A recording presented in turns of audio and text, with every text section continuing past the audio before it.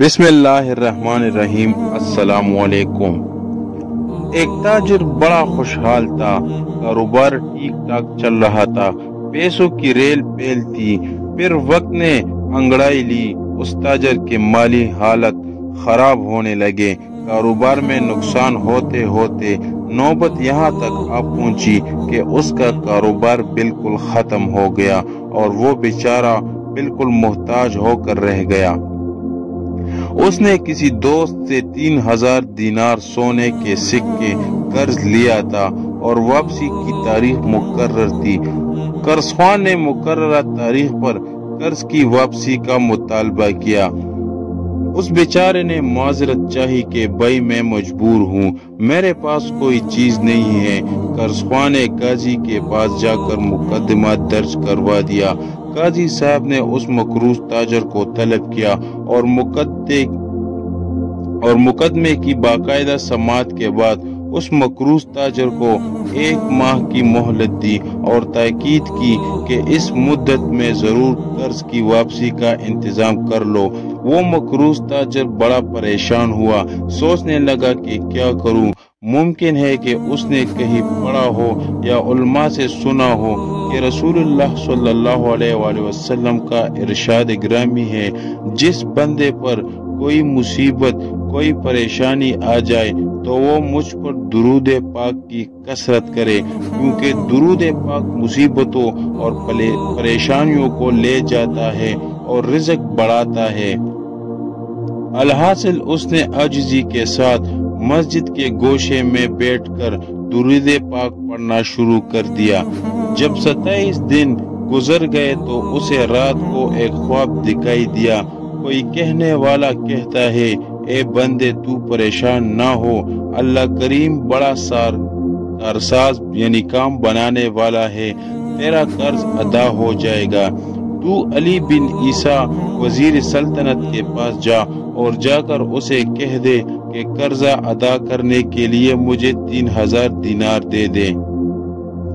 वो मकरूज ताजर कहता है कि मैं जब बेदार हुआ बड़ा खुश था, परेशानी खत्म हो चुकी थी, लेकिन फिर ये ख्याल भी आया कि अगर वजीर साहब कोई दलील या निशानी तलब करेंगे तो मेरे पास कोई दलील नहीं है।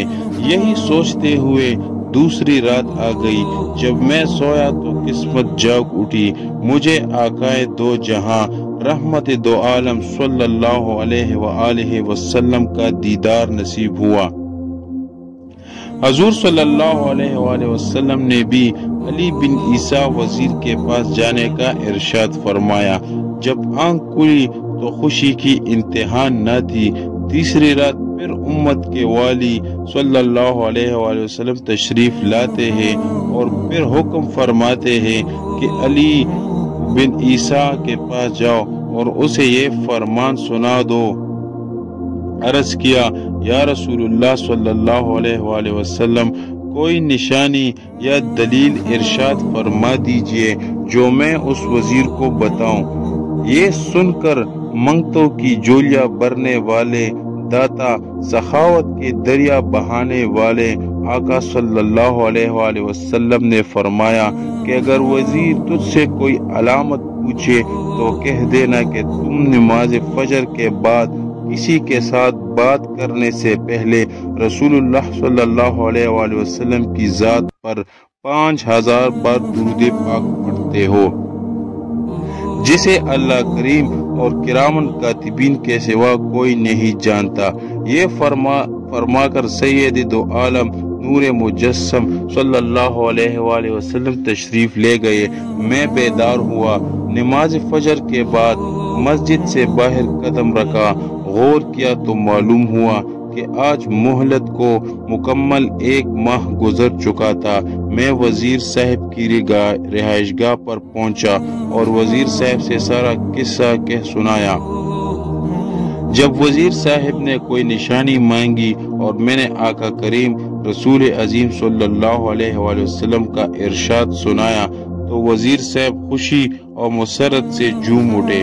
वो घर के अंदर गए और 9000 दीनार लेकर आ गए। उनमें से 3000 गिनकर मेरी झोली में डाल दिए और कहा, ये 3000 قرض کی ادائیگی کے لیے ہے۔ پھر 3000 دینار اور دیے اور کہا یہ تیرے بال بچوں کے خرچے کے لیے ہے۔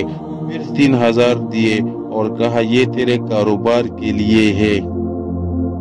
جب مجھے رخصت کرنے لگے تو قسم دے کر کہا اے بھائی تو میرا دینی اور ایمانی بھائی ہے، خدارا یہ محبت والا تعلق نہ توڑنا، اور جب بھی کوئی کام ہو، کسی چیز کی ضرورت ہو تو بلا روک ٹوک آ جانا، میں آپ کا مسئلہ دل و جان سے حل کر دیا کروں گا۔ اس شخص کا بیان ہے کہ میں وہ رقم لے کر سیدھا قاضی صاحب کی عدالت میں پہنچ گیا، اور جب فریقین کو بلایا گیا تو میں آگے بڑھا اور میں نے 3000 دینار گن کر قاضی صاحب کے سامنے رکھ دیے۔ اب قاضی صاحب نے سوال کر دیا کہ بتا تو یہ اتنی ساری رقم کہاں سے لے کر آیا ہے، حالانکہ تو مفلس اور کنگال تھا۔ میں نے سارا واقعہ بیان کر دیا۔ قاضی صاحب نے یہ سنا تو خاموش ہو گئے، پھر اٹھ کر اپنے گھر گئے اور گھر سے 3000 دینار لے کر آ گئے اور کہنے لگے ساری برکتیں وزیر صاحب نے ہی کیوں لوٹ لی، میں بھی اسی در کا غلام ہوں، تیرا یہ تمام قرضہ میں اپنی جیب سے ادا کرتا ہوں۔ جب قرضخوان نے یہ ماجرا دیکھا تو وہ کہنے لگا کہ ساری رحمتیں تم لوگ ہی کیوں سمیٹ لو، میں بھی ان کی رحمت کا حقدار ہوں۔ یہ کہہ کر اس نے تحریری طور پر لکھ کر دے دیا کہ میں اللہ کریم اور اس کے رسول عظیم صلی اللہ علیہ وآلہ وسلم کی رضا کے لیے اس بندے کا قرض معاف کرتا ہوں۔ یہ دیکھ کر اس مقروض تاجر نے قاضی صاحب سے کہا جناب آپ کا بہت شکریہ، آپ اپنی رقم سنبھال لیجئے، اب مجھے اس کی ضرورت نہیں رہی۔ تو قاضی صاحب کہنے لگا میں اللہ اور اس کے پیارے رسول صلی اللہ علیہ وآلہ وسلم کی محبت میں جو دینار لایا ہوں وہ واپس لینے کو ہرگز تیار نہیں ہوں، یہ آپ کا ہے، آپ اسے لے جائیں۔ وہ صاحب کہتے ہیں میں جو پہلے قرضے میں جکڑا ہوا تھا اب وہ 12000 دینار لے کر گھر آ گیا، میرا قرضہ بھی معاف ہو گیا، گھر کے لیے اخراجات بھی مل گئے اور کاروبار کرنے کے لیے بھی اچھی خاصی رقم مل گئی۔ یہ ساری برکتیں درود پاک پڑھنے کی وجہ سے ظاہر ہو گئی۔ مشکل جو سر پہ آ پڑی تیرے نام ہی سے ٹلی، مشکل کشا ہے تیرا نام، تجھ پہ درود اور سلام۔ محبت کے ساتھ نبی پاک صلی اللہ علیہ وآلہ وسلم پر درود شریف پڑھے اور دوسروں کو بھی درود شریف پڑھنے کی تلقین کرے۔